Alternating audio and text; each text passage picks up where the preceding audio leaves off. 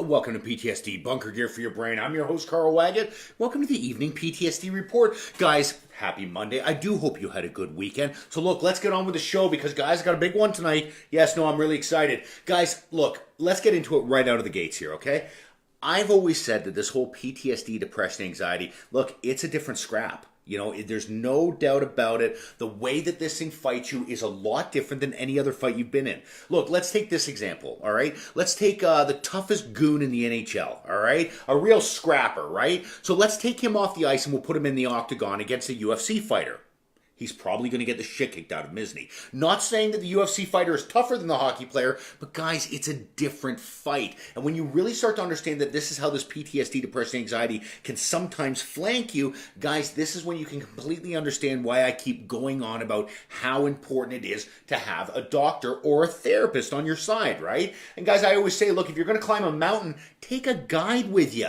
Come now, look, they're going to tell you where you can step and where you can't step. Look, I'm not saying you can't make it to the top of the mountain without a guide. I'm sure you can. You're a tough bugger. But the fact is it's going to be easier with a guide. And this is the same with a doctor. Now, look, don't be the tit I was. You know what I used to think about these doctors? Well, it's my brain. How can they know more about it than I do? Newsflash, they actually do. No, I'm serious. They go to university for a really, really long time to figure this stuff out. So by thinking that, well, you know, this is my brain and I'll figure it out, guys, trust me, they can really give you the inside track. Because like I said, if you go like this against it, right, look, more than likely you're going to win, but I'll tell you what, you're going to get smacked in the mouth a couple of times by it. So guys, me personally, let's really get into it. When I started to notice all this stuff with this PTSD, depression, anxiety, do you think I ran to a doctor as soon as possible? No, of course not. I tried to fix it on my own, didn't I? It's the same as most people, right? And you know, this whole thing about asking for help, you can ask for help. Look, this is the one thing that I found out about people. People have no problems asking for help when it's physically over demanding. Like, okay, let's say you need to get your roof done. Trust me, you're going to ask for help. Or let's say you're moving a couch from the basement up into the attic. No problems asking for help. But think about it. If you're stood around the bar with a couple of buddies, you're not exactly going to turn to them and say, hey guys, I got a question. You know what? Damn this thing. When I wake up in the morning and get in the shower, I can't stop crying. Anybody know what causes that? Nothing? You're going to get crickets. Trust me, nobody's going to chime in on that one. So people usually keep the really, really bad stuff to themselves. And you'll find this with people. Look, we'll ask for advice on stuff that we kind of know the answer to, but shit that's got us stumped, no, we don't want anybody to know that we're going through this. Now, look, this isn't going to be a week of me going, you've got to get a doctor, get a doctor. Because, look, I'm not beating that drum. Okay? Because, look, there's people out there that don't get a doctor for whatever reason. Look, I'll give you 3 really good ones right now. Bottom line, money. Okay? Look, if your city or your department does not cover psychologist costs, it's expensive. Yeah, so the thought of dipping into your savings to go to a psychologist, a lot of people just aren't down with that. So look, if you can't afford it, look, I feel for you in that respect. I really do. Another reason, look, geographically. Look, maybe you're out in the middle of nowhere and you don't have access to a psychologist or a therapist. Look, if that's the case, guys, send me an email on Facebook. Look, we'll figure out something via the web. But the fact is, if you're living in the middle of nowhere, it's not like you're going to drive 4 hours to go see a doctor. And guys, the last reason, which I think is probably the most popular one, is, guys, a lot of people think asking for help is, well, it's career suicide. And I'm not saying it's not career suicide. Look, think about this for a second. If you're going for a promotion, okay, and you're up against, I don't know, maybe 4 or 5 other people, but you know what? The commanding officers on the other side of the table that are kind of grading you and seeing if you're going to get this promotion doesn't believe in this mental health thing. No, they think it's all crap, right? It won't matter if it's bleeding out of their goddamn eyes. The fact is they're making the decision, and if they don't think you can handle that position because you're asking for help in mental health, guys, that affects a promotion. Yeah, and trust me, that can make a big, big difference in somebody's pension.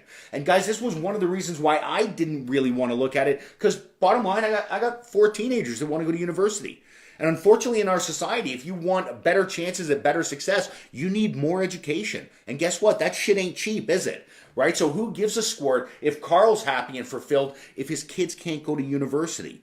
See, I don't know too many people out there that will put their health above their kids. Yeah, so look, there's all these reasons why people don't go for help. So that's really what this week is about, is these unfortunate souls that can't find their way to get the help. What I want to do is I want to put a week together to give you some stuff that can help with this. Look, now I'm not saying for a second this is overriding going to see a doctor or a therapist, but look, the one thing that I've noticed with PTSD, depression, anxiety is that it'll affect you in really, really weird ways that you don't think. And I want to talk about tonight ways that we can combat about that, right? Okay, so good.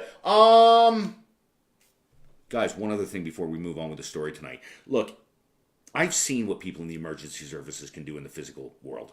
Okay, I've seen what paramedics can do. I've seen what fire, cops, dispatch can do. Look, they can pretty much stop anything that happens in the physical world. Now, if these individuals understood the battle that was going on between their ears, trust me, they would dominate that field no different.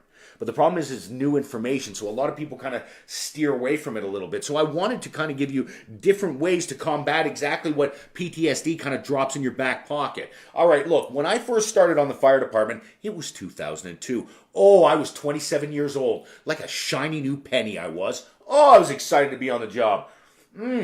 But you know the one thing that I really noticed when I first got on the job? Anybody that had like 2 years till retirement, so they were like, 58, 59, maybe 60 years old, they were miserable bastards. No, now listen, I'm not hating on these guys, and maybe I was just the annoying new guy that talked too much, but these guys look like they'd been through a war, honest to God. Trust me, they made the most awful noises when they got up off the couch because their bodies had the shit kicked out of them. Now look, I'm sorry, I gotta go to bat for these old boys a little bit though. You gotta remember, some of these guys were hired in the 80s, okay? Look, safety was not a huge concern in the 80s, okay? It just wasn't, right? The idea of a healthy diet was steak and potatoes and exercise. You got to be kidding me. They didn't even hear of physiotherapy. So these guys really went through the ringer. So, looking at these guys in particular, these older guys that were, kind of miserable and, if you got too close to them, they'd bite you. They were a little edgy, right? I figured this was the circle of life in the fire service. I thought, you got hired on the fire service and you were like me, you're really excited and smiling to take the garbage out and all, the bell's going, oh my God, what do you think it's going to be? All excited. And then by the time you retire, you're just a miserable old bastard that's just been run through the washer, right? And I figured this was the way it went. Now, the reason why that kind of mindset is as dangerous as it is, check this out. You see, when my life started to go for a shit, I can remember thinking, well, here we go, right? You know what? I had 10 fun years and now we're starting to get into all the bullshit. I remember sat there going, well, you know what? My marriage is on the rocks. So yeah, check. Senior firefighter, that sounds about right. Working on a good-sized drinking problem. Good, check there too. Awesome. Oh, when I get out of my car and I see my neighbors, I'm pissed off at them all the time. Yeah, I'm angry at people. And a double check right there. Buddy, as far as I was concerned, I was Kurt Russell. I just needed a boat now to sleep in. Like, seriously, I figured this was just the process of life, and I wasn't to argue with it because, well, all these guys went through the exact same stuff. Now, look, it wasn't until I moved into this house and I started talking to Jackie, because she was the one that really turned the light on with this mental health thing, and she started to explain to me that, Carl, it doesn't have to stay like this. I was like, you what? She goes, no, like, stuff that's happened, you can actually fix it. You see, me personally, I thought I was on this train track that was just heading to one direction, and there was nothing I could do about it, right? You know what? You go through the process, you go through a couple of divorces, you start drinking, you don't talk to people as much, and then you retire. That's exactly how it happened. But it wasn't until Jackie started to explain to me, look, this whole mental game, it's completely different, right? And by understanding this, we can actually take ourselves off that track onto another one. I didn't think this was an option. Right? Now, look, don't get me wrong for a second, right? I understand that what the old boys went through, and, it was hard and it was difficult, but I was starting to realize at this point that I didn't have to make the same mistakes, right? Like, don't get me wrong, I respected the senior firefighters and, what they went through. It was tough, but I'm sorry, me making the same mistakes over again seemed idiotic to me. Like, that was like the dumbest thing I could possibly think of. It's like watching somebody get their hand caught in the car door and then me putting my hand in the car door and getting it smashed. Right? So I thought, okay, this is crazy. If I can actually do something about this, I'm going to do something about it, right? So look, let's take it to the time when I was just before I went to go see the doctor. Okay? Because I think this is the most painful time when you have this PTSD, depression, or anxiety. Because as we've established, people don't run for help at the first sign of this stuff. So they usually live with it for quite a while. So just before I went to go to the doctor, look, I didn't have a clue what was going on. All right. And my life was just, you know what I mean? Terrible, terrible. And this depression thing, whether people know it or not, look, when it gets really bad, believe it or not, you can actually physically feel it. I know I had called bullshit too until I actually felt it. But it's like bruised ribs all the time. Like it was a really weird feeling. Now I'm not saying that's the same for everybody, but when it got this bad, I could actually feel it, right? So, when stuff like this happens, guys, we've got to find a solution to it. Because like I've said before, look, just because you haven't been diagnosed with something doesn't mean you don't have it, So, what I want to look at tonight is, well, how this shit takes you down. Okay, because look, everybody's out there building awareness for PTSD, and well, we've got to be aware that it affects the emergency services, but let's see how it takes our legs out. Because when we understand that, well, guys, we can actually start to fight back. And that's where things really start to make a difference. Okay, so look, as we've established, PTSD, it's a sneaky little bastard. It is. And like I said, we're not going to talk about the warning sign in particular here. We're going to talk about what the warning sign does to you.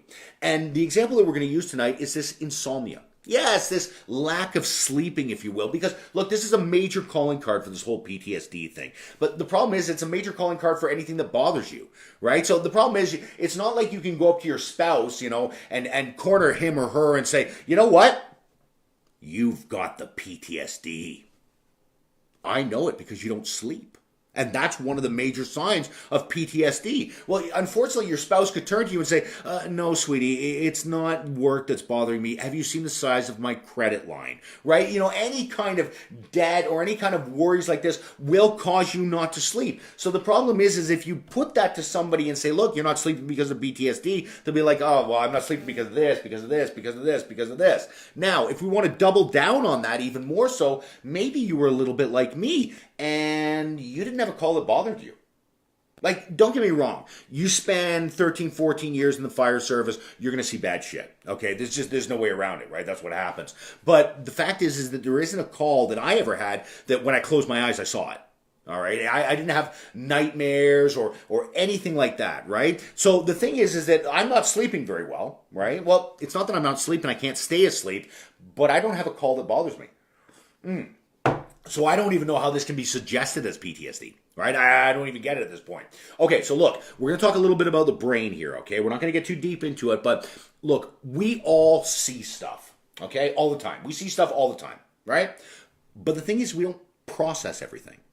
All right. Now, look, I'm not hating on that because, look, I didn't know we had to process stuff. Are you kidding me? Look, when I was learning how to be a firefighter, I was too busy trying to figure out what a dash roll was and, rolling hose. Process shit. No, I had no comprehension of that. Well, look, let me give you an example of how this can kind of trip you up because this is what happens to a lot of people in our line of work. All right. Let's take a bad call. Okay. Something so up close and personal. An extrication. Okay. Look, I'm not going to get into the gross details, but trust me. You're going to see some bad stuff in extrication because you are right there cutting them out of a car. And trust me, if you're cutting somebody out of a car, that's not a good situation, right? So anyways, as you're cutting them out of the car, you're going to know exactly, okay, the cribbing and all that jazz. And, you're going through all the protocols and all that stuff. But are you really, really processing what you're seeing? No, okay? And there's a reason for that. Because when you see really, really bad shit like that, your brain gives you a pass. Yeah, it's like, look, seriously, don't think about all the stuff that's involved with the patient. Just get them out of the car. Because think about it. If you were to bring your emotions to every single call, you couldn't do your job. Like, you just couldn't, right? It would be like helping a family member every single time. It would be too painful. So your brain actually gives you a pass. Yeah, and it's like, you know what? We're not going to think about this. And maybe a few of you have actually felt this, where you go to a call that's completely messed up, and you walk out of it going, that didn't bother me at all. That's weird. Right? And it's almost like you've stolen a moment, right? You're like, holy shit, I must have got away with that because that didn't bother me at all. Well, like I said, your brain gives you a pass on this. But don't kid yourself for a second.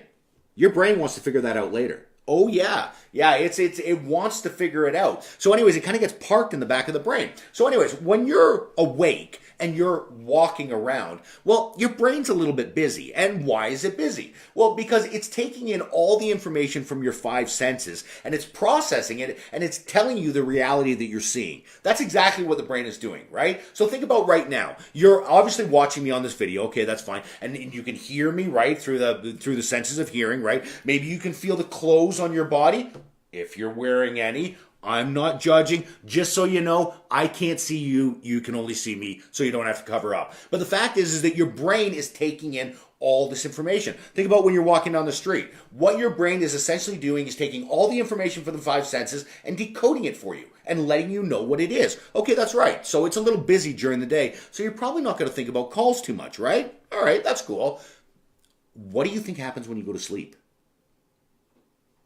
Yeah. Not as much information coming in, is there? No. And just so you know, your brain never sleeps. Of course not, right? Because your heart's still pumping when you sleep, right? So your brain is always going. So you know what your brain does while you're sleeping?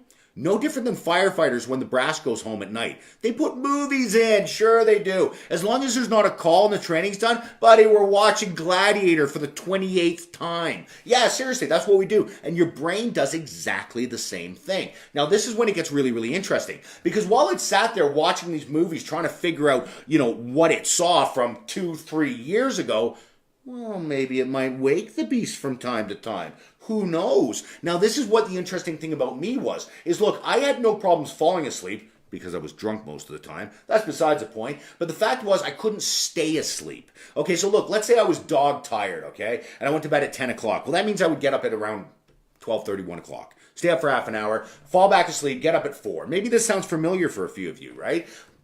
But keeping in mind, guys, no nightmares. What am I saying? No dreams. Like, I didn't even dream. The thing is that I was just waking up every 2 or 3 hours. Now, guys, this life sucks. Yeah, look, it's not good. You guys have heard my whole story about the whole Guantanamo Bay thing when they were talking about the definition of torture, that they used to wake their prisoners up every 2 to 3 hours. And I kind of laughed and giggled. And then I went, oh, shit. Wait a minute, that's my sleeping pattern. That's right, the U.S. government's declaring my sleeping pattern as torture. Not a good situation. So look, what's happening here is, look, as far as I'm concerned, there's no PTSD whatsoever, right? Because I don't have a call that bothers me. I'm not having nightmares. I'm not having bad dreams. I just wake up every 2 or 3 hours. According to the U.S. government, it's torture. Well, look, if we start looking at the big picture, guys, how does that affect our lives? How do you feel when you're tired? How tolerable are you with people? How much patience do you have with your kids when you're tired? You don't, right? When you're tired, you're not in a good mood. Look, I'm not even going to get into the physical aspects of it because that would really frighten the shit out of you as far as digestive and heart. But I'm not going there. I'm just talking about the mood you're in and how your experience on the planet is when you're tired. Okay, look, you have a bad week where you're tired. Okay, yeah, that's a shitty week, right? What happens when you're tired for 5 years? Or 7? Or 10 years? You're just constantly tired, right? It's not enough to stop you, but you're just tired all the time. Well, how's that going to affect your relationships? Not necessarily with your spouse, but just with friends and the way you interact with people on the street, right? This is where you really park the whole mental health thing and realize that it doesn't matter what's causing it. The fact is it's taking sleep away from you. Okay, and when you start to understand that you're taking sleep away from somebody, guys, this is how you crack people. And look, forget about the whole just doing it for yourself. Any captains out there, managers, anybody in a role of leadership, let me ask you something. How much easier would your staff be to manage if they were well rested? How much easier would your job be? I bet it'd be a ton easier, right? But the problem is this is what people do. And I think a terrible quality of human beings, to be honest with you. And I know this is going to come out really, really weird. But the problem I find with human beings is that they adapt to shitty situations. Okay, and not only do they adapt to it, they start calling it normal. And human beings have an incredible, incredible ability to overcome pain. Yeah. And that's why in the podcast I use the example of the frog in the boiling water, because look, human beings are very similar to that too. People can have the shittiest lives and it just keeps getting shittier and keeps getting shittier and keeps getting shittier, and they stay in it, right? Because, we've talked about the thing with the downward spirals and the destructive patterns and all that jazz, but we're not getting into it. But the problem is when people have a lack of sleep, they tolerate it, And, then that old argument comes out of, somebody goes, well, I can take it. I can handle it. I know it's really rough right now, but all I got to do is get through this next couple of weeks and I should be okay. I'll take some time off. The problem here, guys, is of course you can handle it. You can handle 10 times worse than this. Trust me. And you know what? If you stay on the same tracks, it more than likely will stay there, right? But the problem is just taking that attitude that I used to take all the time of, look, I can tolerate it. I can tolerate it. The problem is you can tolerate it and you will tolerate it for the rest of your natural life. Right up into the point that you go, you know what? Fuck it. I want better. Yeah, I want better. I'm sorry. Look, I understand that the old boys went through this hard time. But as far as I'm concerned, isn't that the definition of evolution? Right? To not make the same mistakes that the generation before us made?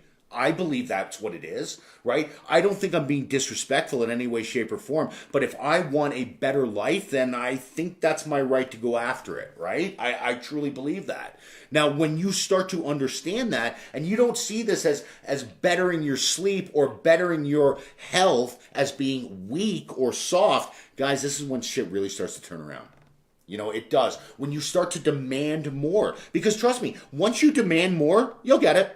Oh, I guarantee you. The human will can't be stopped. I'm really serious about that. So, guys, the more that we understand about technology, guys, the more we understand about the brain. Look, think about your phone, for instance, okay? How much has technology changed in 15 years? How much has technology with phones changed in 10 years? A substantial amount, right? Well, think about how much they've learned about the brain that invented that technology in 10 years. Yeah, they've learned a lot of really cool shit, And the problem is that, like I said, this stigma is being kept alive by a bunch of old boys that went through the ringer, and I don't know, maybe they think that we should go through it too. I don't know, right? And that's fine. They can think whatever the hell they want. That doesn't bother me at all. But, it's in times like this that I think about those old boys in the fire hall. And, you think about all the factors that made them the way they were. And everybody says that. Oh, well, there was lots of factors. There was lots. I'm not saying it was PTSD, depression, or anxiety, but there was lots of factors why they were like that back then. Yeah, that's exactly the point I'm getting at. There are a lot of factors. Look, sleep is a prime one. But the problem is until we actually address it and we start going, holy shit, okay, yeah, I can see how this thing's taking me out. Guys, we won't. People just keep building, awareness about PTSD and building awareness and building awareness. Well, when we start giving this information to the people that suffer from it and they understand how it's taking them out, well, guys, maybe they'll put a little bit more priority into their sleep now. Now this will start to make a little bit more sense, because I'll be honest, when I was going through it, it didn't make any sense to me.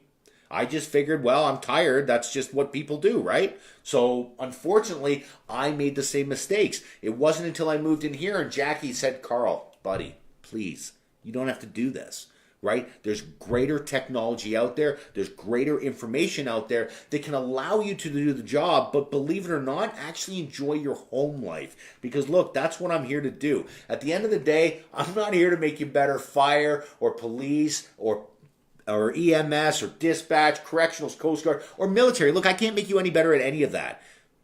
But what I can help is your day-to-day. And me personally, I think it's a crying sin when emergency services lose the quality of their day-to-day because of stuff they see in the field. Whether they understand it or not, because I certainly didn't, right?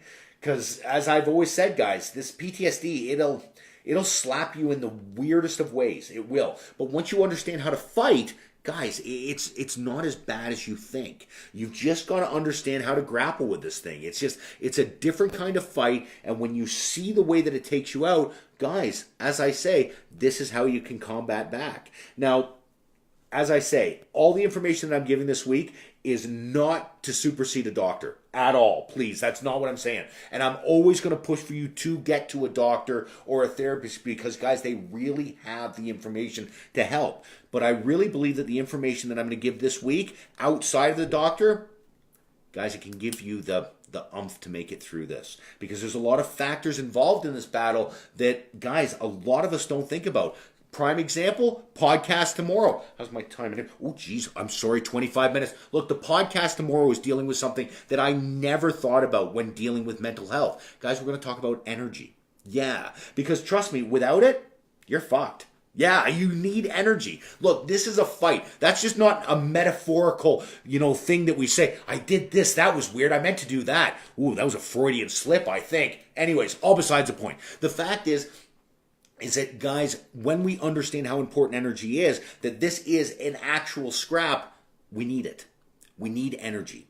And I'm not talking about drinking 8 cups of coffee or crushing 8 monsters. I'm talking about actual energy, because when we have this stuff, guys, this is when we can actually start fighting back.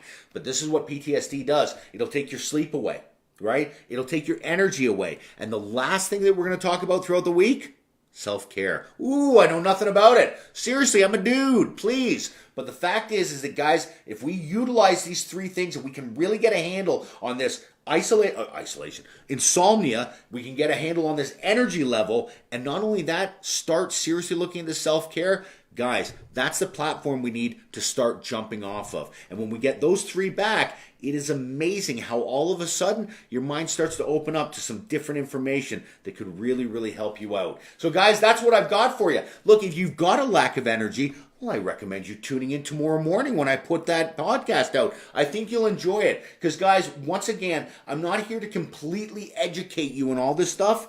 I'm just here to open up a few doors in your brain. Okay? Because I understand completely how smart you guys are. All right? And once you guys really start to understand this, I think this is when you're really going to start kicking the shit out of it. Yeah, I really believe that. So guys, as I always say at the end of every single podcast, look, if you're suffering with this stuff, guys, I've got a free support group. I forgot what the word is. How do you like that? I've got a free support group called The Bunker Room. It's over there on Facebook. Look, if you're interested in it, why don't you send me a friendship request, Carl Wagon on Facebook there, and I'll send you an invitation to The Bunker Room. Guys, it's a place that you can go in there and read other people's stories and get a bit of a perspective on this whole PTSD, depression, or anxiety. And guys, don't forget, on Thursday, I'm on the radio again. Yeah, me and Tiffany are going to jam it out. Yeah, we're going to talk. Yeah, it's the 12 to 1 drive time. Oh, I'm quite excited about it, actually. I'll try and get some information on the site here. I'll see if I can get a link that you can check it out, because I'll tell you what, we do have a good time when we chat. She's great. It really makes me laugh. I love hanging out with her. So anyways, like I said, that's Moments of Clarity on Thursday, 12 to 1. I'm quite looking forward to that. So guys, I'll let you go, because you know me, I gab all day. I look forward to this half an hour. Oh, see how I did that? I went from 15 minutes to half an hour. I do enjoy it. I'm going to grab myself a soda pop, then I'm going to jump back here in the comment section and we can talk about this stuff. So guys, as I say, look, if a doctor is not in the game plan for you guys, that's cool. All right? I completely understand that. When you're ready, and that's cool. But I'll tell you what, if you're really starting to feel the cold hand of this PTSD, depression, or anxiety, I'm telling you, tonight we had a look at this sleeping problem. You get your sleep back, it's amazing how it can affect you.